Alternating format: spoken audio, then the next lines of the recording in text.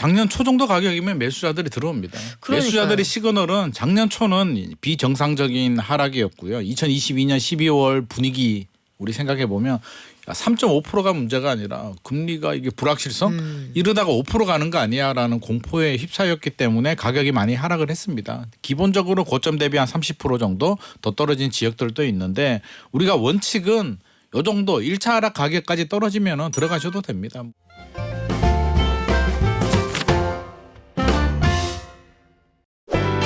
시장에서 거래가 멈췄다고 하는데 올해 신생아 특례 대출 같은 정책금융 상품이 부동산 시장에만 46조 원 풀립니다. 부동산 시장에 큰 변수가 될 수 있을지 궁금하고요. 한동안 줄어들고 있었던 미분양이 다시 10달 만에 늘어났다고 하네요. 특히 수도권에도 다시 미분양이 늘어나고 있다라고 해서 이게 지금 어디까지 진행되어 있는 상황인지 한 주간의 부동산 현안, 부동산경제연구소 김인만 소장과 알아보겠습니다. 안녕하세요. 안녕하세요.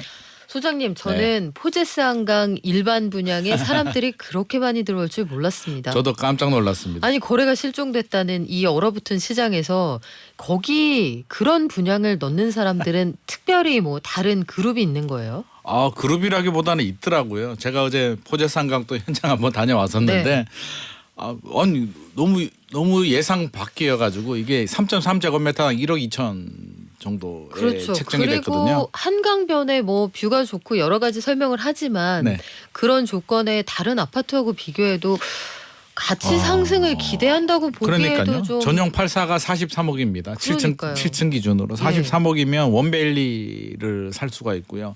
압구정 신현대 아파트를 살 수가 있습니다. 사고도 조금 남지 않나요? 그래서 예. 투자 측면에서 본다면 사실 답이 안 나오는데 저도 놀래기도 하면서 이해가 되는 게 지난주에 제 친구를 만났는데 네. 제 친구도 그 얘기를 하더라고요. 와이프가 포제스 한강 한번 청약해보자라는 네? 이야기를 했다고 하더라고요. 친구분들이 좀 그래서 속으로 좀 친해져야겠다. 돈이 좀 많구나라는 생각을 했는데 그러니까 이게 투자 가치를 떠나서 예. 이게 그냥 한강 뷰 나오는 곳에 살고 싶다라고 생각하시는 분들이 꽤 많이 있는 것 같습니다. 그래요. 근데 그거는 뭐 저희가 야 이런 세상도 있습니다 하고 그 정도. 드리는 말씀이고 이거는 약간 별개의 시장이고요. 이거를 우리가 왜곡해서 청약 시장이 그쵸. 뭐 살아난다, 뭐 양극화다라고 하는 건 좀 아닌 것 같고 청담동에 뭐 연예인들 300억 하는 그런 개념으로 보시면 될 것 그렇죠. 같습니다. 뭐 그런 게 있구나. 네네, 그 정도입니다. 그래서 현장의 진짜 분위기가 어떤지 궁금해서 소장님도 임장을 다녀오시고 네네. 저도 다녀왔습니다. 네. 집값의 약세가 지속되고 있다라고 하는데 현장 분위기 어떻습니까?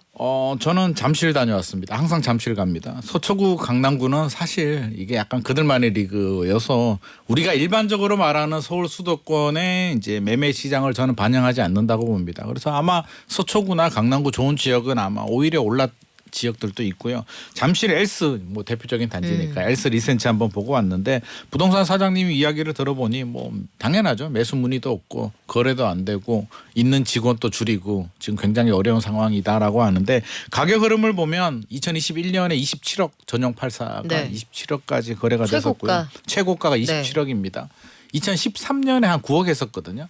9억 10억 정도 했는데 진짜 많이 올랐네요. 많이 오르긴 했습니다. 단기간에. 네, 2022년 12월에 19억 정도까지 좀 떨어졌었고요. 한 고점 대비 한 70% 수준 정도 떨어졌다가 작년에 좀 회복을 했죠. 그래서 24억 5천까지는 거래가 됐었거든요. 작년 12월 정도에 24억 5천 거래가 됐는데 최근에 보니까 22억 3천, 뭐 22억, 23억 정도 수준이기 때문에 살짝 한풀 꺾인 거는 맞고 거래량을 보더라도 3건, 4건? 전용 84가 2,938세대입니다. 전용 84만 네. 3,000세대 정도 되는데 뭐 4건 거래라는 얘기는 뭐 거의 올스톱이라고 보여집니다. 그러게요. 저도 임장 다녀왔는데 지역별로 극심한 양극화가 나타나고 있다. 요걸 다시 한번 확인을 했습니다. 네네. 그리고 이게 소장님 제가 본 게 맞는지 모르겠는데 얼만큼 떨어졌든지 작년 초 가격보다는 올라 있더라고요.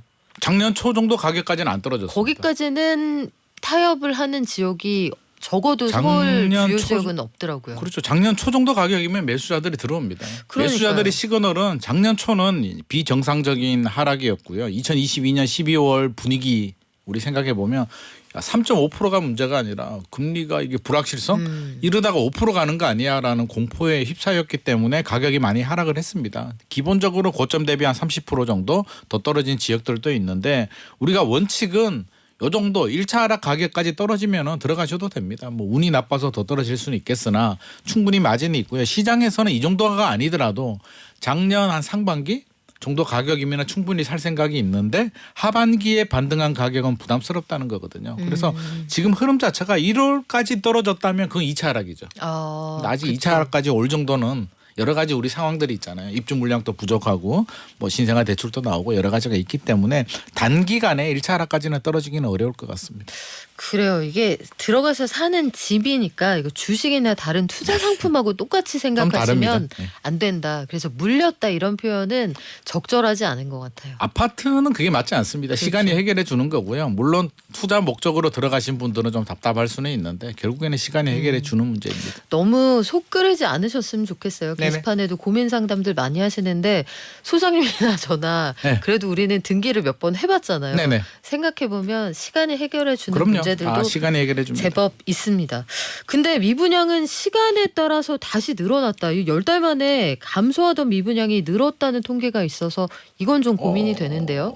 늘어났죠. 어제 통계가 나왔는데요. 이제 월간 통계가 12월 통계가 이제 한 달 지나서 이제 말일날 나오거든요. 그래서 통계 내용을 보니까 저는 당연히 늘어날 줄 알았습니다. 늘어날 수밖에는 없죠. 추석 이후에 이제 시장 분위기가 꺾였잖아요. 그러면 미분양도 원리는 똑같잖아요. 추가 상승에 대한 기대감이 낮아지니 매수자들은 관망을 하고 청약을 하시는 분들도 조금 더 확실한 가격 경쟁력이나 입지 경쟁력이 있는 단지 위주로만 쳐다보기 때문에 미분양이 늘어날 수밖에 없는데요. 살짝 늘어났습니다. 58,000호에서 한 62,000호 정도로 7.9% 정도 늘어났는데요. 어디가 늘어났는지 보니까 조금 우려스럽다면 수도권 지역이죠. 그렇습니까? 수도권 지역이 43% 정도 늘어났는데 서울은 아니고요. 서울은 9% 정도 살짝 늘어났고요. 인천에서 좀 많이 늘어났습니다. 인천 경기에서 좀 늘어났는데 뭐 지극히 정상적인 흐름이죠. 뭐 11월 12월 분위기 안 좋았고 엘스도 3건 4건 거래가 되는데 다른 아파트들이 잘 되겠습니까? 그래서 정상적이고 준공업 미분양도 3.7% 늘어나긴 했습니다. 그래서 저는 그래도 아마 지금 1월이잖아요. 1월, 2월 흐름은 또 살짝 줄어들 가능성도 저는 있다고 보여집니다. 요게 장기 평균을 보면은 한 평시에도 한 68,000호 정도 미분양이 있잖아요.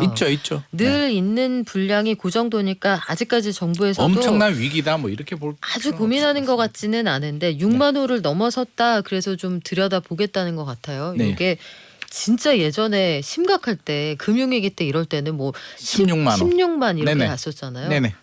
그래요. 요거는 상황을 좀 지켜봐야겠는데 지방의 준공후 미분양 요거는 그것도 늘어났다. 요거 만만치 않다. 정부의 포커스는 그쪽에 있는 것 같습니다. 네네.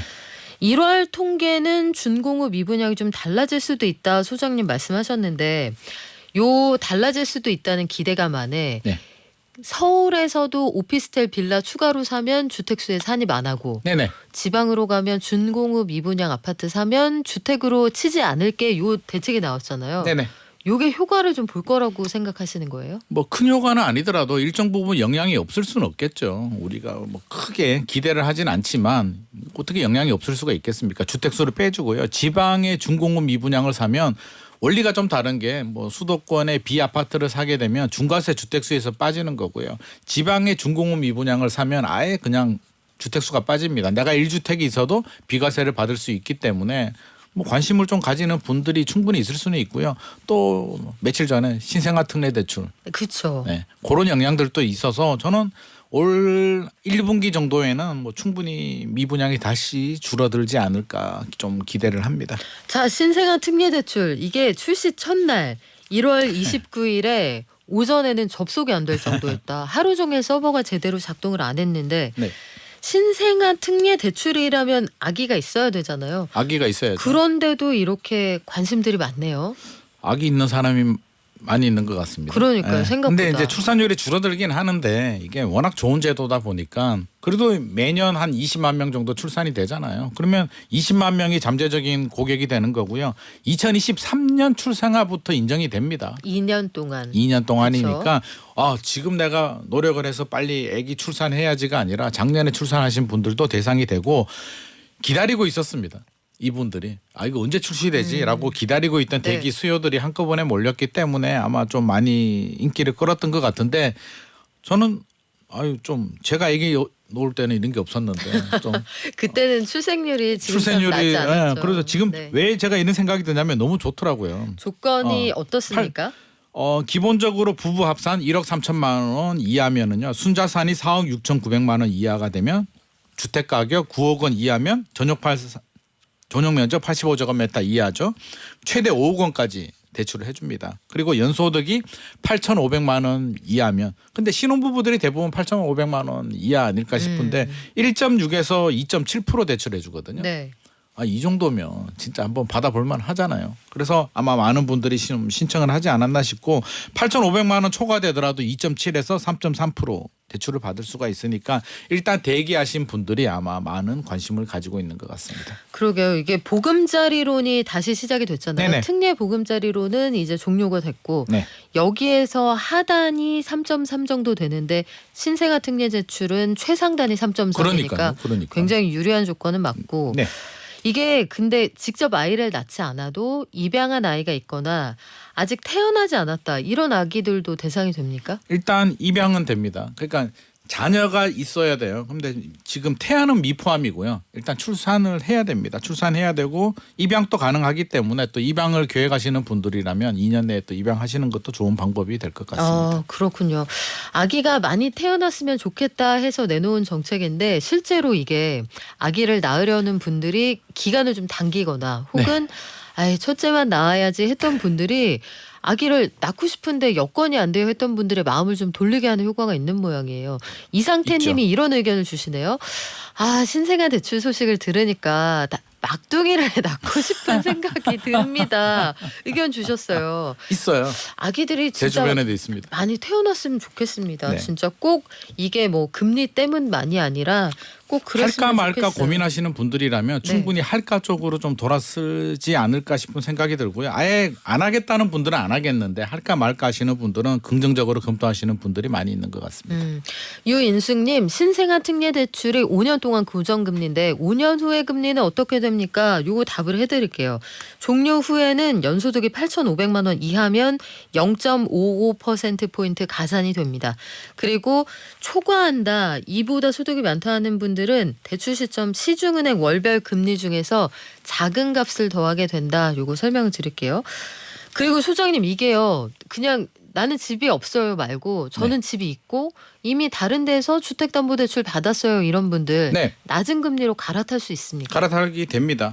대환대출도 가능하니까요. 주택 구입 자금 마련 목적이어야 됩니다. 그래서 기존 주택담보대출 대환 가능하고요. 자녀 추가 출산하게 되면 또 금리도 더 깎아줍니다. 1인당 0.2%포인트 내려갈수록 좋은 거니까 일단 우대금리도 주게 되고 아까 5년 말씀하셨잖아요. 5년이 좀 아쉽다는 분들이 있는데 특례 기간 또 연장이 됩니다. 자녀가 출산이 되면 5년 특례 기간이 또 아이가 셋이면 15년 동안 15년. 15년이면 우리 보통 일반적인 대출이 뭐 우리가 40년 대출을 하더라도 한 집에 40년 보통은 한 10년 않으니까. 안에 한 번 손이 바뀌니까요. 그러니까 세 자녀 되면 그냥 15년 동안 저리 대출 받을 수가 있으니까 이 기회에 한번 생각하시는 분들이라면 용기를 한번 내보셔도 좋을 것 같습니다. 그래요. 특례 대출 받고 나서 자녀 더 나오면 금리를 깎아준다. 이것도 기억하시면 좋겠고요. 그래서 이런 대책이 물론 부동산 시장의 그 급격한 하락을 방어한다는 측면도 있겠지만 신생아들이 많이 태어났으면 좋겠다. 두 가지 의미를 담고 있잖아요. 네네. 근데 작년에 특례 보금자리론을 통해서 집값이 올랐다 이런 분석들이 많았는데 요거는 시장에 영향을 얼마나 줄까요? 주기는 줍니다. 주기는 주는데 이제 특례보금자리보다는 조금 약할 것 같고요. 특례보금자리가 이제 그 예산이 더 컸기 때문에 한 40조 이상이 됐잖아요. 50조 가까이 됐기 때문에 특례보금자리는 또 자격 요건이 없는데 신생아는 또 자녀를 출산해야 되기 때문에 좀 제한적이긴 한데 그래도 저는 하방 압력을 막는 데는 상당한 도움이 될 것 같고요. 특례보금자리도 집값이 올랐다라고 하는데 이게 상대적인 비교잖아요. 1월 많이 떨어졌을 때보다 올라간 거지 사실 이걸 뭐 또 상승으로 바라보지 않는 입장도 있기 때문에 특례보금자리보다는 영향이 제한적이지만 분명히 영향은 있다. 그래서 올해 집값이 큰 폭으로 하락할 가능성은 상당히 낮을 것 같습니다. 하방을 지지한다. 네네. 자, 매매 시장은 그런데 전체적으로 그렇게 활발하지 않다는 건 피부로 느껴집니다. 다만 전세 가격은 계속 오르고 있는 것 같은데 실제로 어떻습니까? 전세 가격 올라갑니다. 이게 한국 부동산은 주간 통계를 보면 사람들이 좀 착각을 하는 게 뭐 추이가 좀 떨어진다라고 해서 전세 가격이 떨어진다라고 생각하는데요. 매매는 마이너스입니다. 마이너스에서 지금 하락폭이 올랐다 내렸다 하는 거고요. 전세 같은 경우는 전국이 0.02, 수도권의 0.05% 상승을 계속 유지하고 있어요. 그 얘기는 점수가 조금씩 올라가는데 큰 폭으로 올라가지 않는다는 의미이기 때문에 올라가는 거는 맞고요. 당연한 현상입니다. 이 역시도 매매 시장이 주춤하다 보니 그 매매 수요가 전세로 좀 전환되는 부분이 있고요. 입주 물량이 많이 감소를 했기 때문에 수요 증가 공급 감소의 전형적인 지금 흐름이 맞아떨어지고 있습니다. 그래서 제가 볼 때는 최근에 인허가 물량, 착공 물량, 분양 물량이 줄어드는 거 보면 전세 가격 강세 상승 현상은 이게 일시적이 아니고요. 앞으로 한 3년에서 5년은 지속이 될 가능성이 높습니다. 매매 시장이 좀 주춤하면은 이걸 지켜보면서 대기 관망하는 수요도 그럼요. 전세 시장으로 들어가시겠죠? 네네. 과거에도 그랬습니다. 우리 2010년에서 2013년, 14년까지 매매 시장 굉장히 힘들었잖아요. 그때 전세는 전세난이었거든요. 2016년까지 방송만 가면 주제가 전세난. 그렇죠. 저도 생각납니다. 도대체 전세 언제까지 오르는 거야가 이제 난이었는데 네. 2017년 이후부터 그렇게 올라간 전세 가격이 매매 가격을 밀어 올립니다. 그래서 이번에도 저는 비슷한 흐름이 되지 않을까 좀 예상이 됩니다. 그런가 하면 분양에 관심을 가지고 계신 분들도 여전히 계실 거예요. 이게 올해 대단지 분양이 특히 많다. 1000세대 이상 대단지 분양이 유독 올해 많은 것 같은데 1, 2월에 주목해야 할 단지 이쪽은 관심을 좀 가져보세요 하는 곳들이 있을까요? 네, 서울에서도 이제 좋은 물량들이 많이 나옵니다. 작년에 하려다가 좀 이제 미뤘던 단지들이 나오고 있는데요. 뭐 전국을 다 소개해 드릴 수는 없으니까 일단 서울 위주로 말씀드리면 강동구 성내 5구역 재개발한 그란츠 리버파크 나오고요. 신반포 4지구. 야, 이거 모르면 간첩? 네. 메이플자이 나옵니다. 네. 메이플자이 나오고요. 공덕 1구역 재개발한 마포자이 힐스테이트 정도는 충분히 관심을 가져도 좋을 것 같고 이 중에서도 간첩이 안 되려면 이제 메이플자이 관심을 가져야 되는데 왜냐하면 네. 분양가 상한제가 적용이 됩니다. 그러면 주변 시세 대비 30% 이상 저렴한데 제가 분석을 해보니까요. 일반 분양가가 6,800, 3.3제곱미터당 6,800에서 7천만 원 정도. 절대 금액은 높습니다. 전용 59가 17억 4천만 원인데 아시는 분들은 아실 겁니다. 주변 시세하고 비교해보면. 네. 주변이 레미안 퍼스티지 여기가 반포자이 북쪽이거든요. 반포자이가 지금 3.3제곱미터당 1억 정도 하는데 7천이면 입주 연도 차이가 나는데 차이가 많이 나죠. 원밸리가 1억 2천 정도 하니까 주변 시세 대비 한 40% 저렴합니다. 그래서 근데 이게 메이플자이가 아마 분양 시장에서 올해 이번 달에 다들 관심을 많이 가지시는 분들이 있는데 일반 분양 물량이 많지가 않던데요. 일반 분양이 아마 162세대 정도 나옵니다. 그래서 특별 공급이 81세대, 일반 공급이 81세대 나오고요. 조금 아쉽다면 조합원들이 좋은 거 다 선점했기 때문에 앞서서 제가 59 전용 59 말씀드렸는데 59도 물량이 한 6개밖에 안 나옵니다. 59A가 구조가 제일 좋은데 네. 2층짜리 2세대밖에 안 나와서 아. 현실적으로는 조금 아쉬워하시는 분들이 있는데 그래도 가격이 저렴하니까 열심히 청약하시는 게 좋을 것 같습니다. 절대 가격이 낮다는 건 아니고요. 네네. 주변 시세와 대비해서. 주변 대비 30-40% 저렴하다. 자, 그리고 GTX 연장 신설 노선이 발표가 됐는데 교통이라는 것도 부동산 시장에 큰 영향을 미치는 그럼요. 재료잖아요. 네네. 뭐 이거는 대형 호재라고 할 수도 있는데 우리가 좀 구분을 해야 됩니다. 좀 냉정해져야 되는데요. GTX A, B, C의 연장에 뭐 신설 노선까지 그냥 엄청나게 발표를 해버렸는데 일단 GTX A 같은 경우는 동탄에서 수서 구간은 3월에 개통하잖아요. 운정에서 서울역은 올해 연내 개통을 하는데 GTX A 같은 경우는 이제 사실상 거의 선반영이 됐습니다. 이제 미래 가치에서 현재 가치로 전환되는 부분은 좀 감안을 해야 될 것 같고요.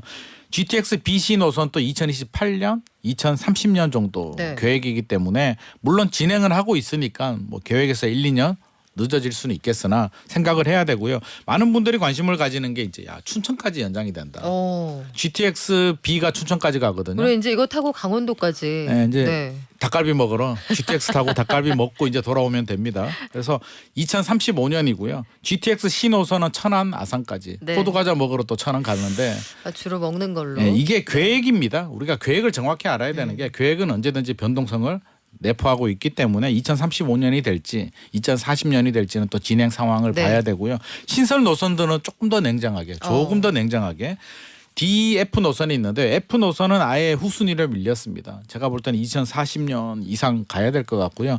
D 노선과 F 노선에 조금 관심을 가지긴 하는데 역시 계획이고 민자 유치해서 잘 돼야 2035년이니까. 2035년.